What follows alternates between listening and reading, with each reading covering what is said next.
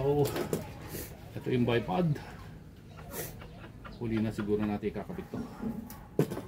Ito unahin natin yung tornilyo nito para hindi maligaw. Dito ko nilagay. Tapos yung dito nilagyan ko ng tape kasi yung pinaka spacer or ano ba tawag doon, basta spacer. Pero yung tornilyo nandito.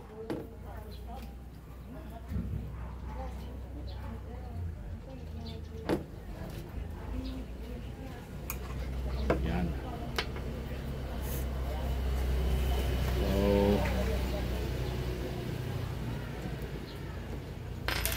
ito lang gagamitin natin, Allen screw, saka yung mounting ng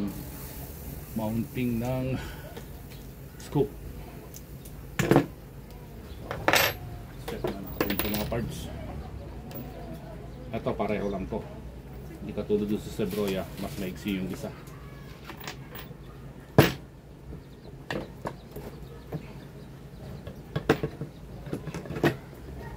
Ito madali lang to,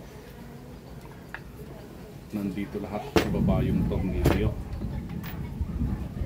Since ito wala yung spacer or ano nga ba tawag, hindi na, ito dito sa likod.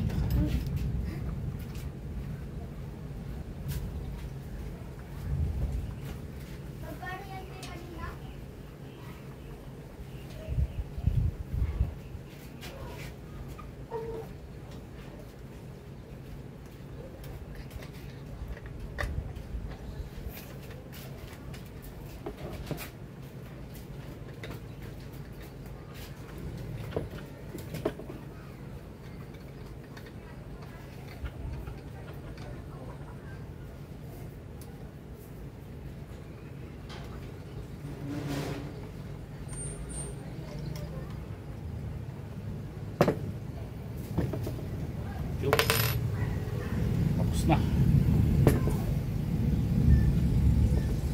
Ngayon, pwede na natin i-mount yung bipod.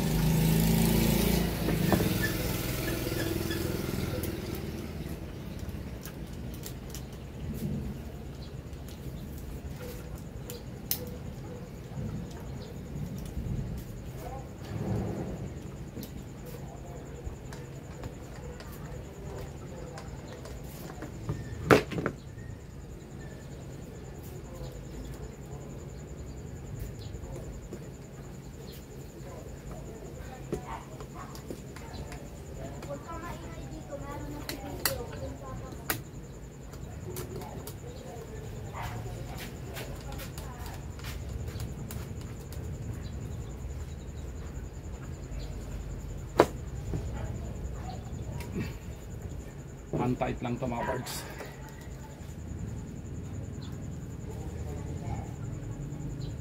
Ayun.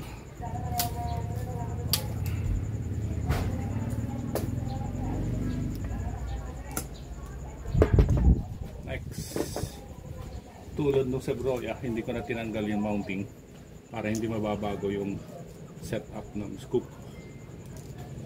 Pero ito dati kasi dito naka mount, pero problema pag pinatong ko na yung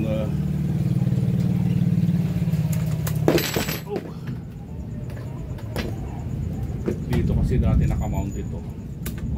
Ang problema pag pinatong ko yung chick ko dito, nakabitin yung hindi nakatama dito sa balikat ko. So gagawin ko siguro, lagay ko dito sa dulo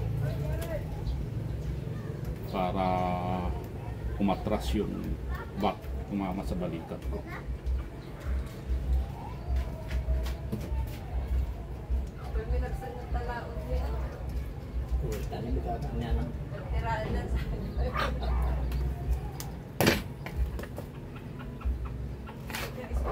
Try natin. Bali hindi siya nakasagad, meron pa siyang isang slot pero naka-abante yung scoop. Hindi siya gano'ng maigpit, hand tight lang. Purpose nun, pagka Pagka sinilip ko yung sinilip ko dito yung pinatong ko yung chick ko dito,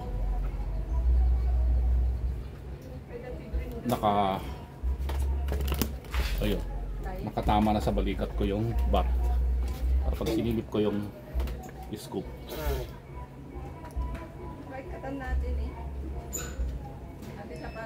tingnan lang natin kung hindi ako maapektuhan dito. Baka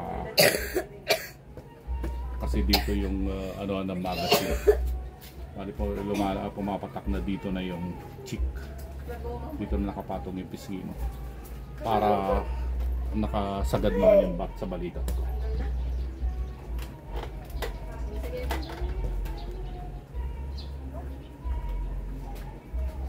Tingin ko mas okay ito. Alihan mo ng kinuli. So, yun. Samo pa. Nakaset up na mga parts.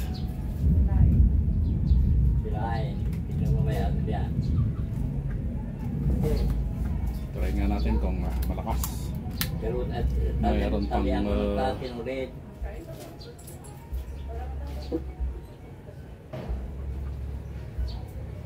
Nasa 200 bar pa pala to. Malakas pa to.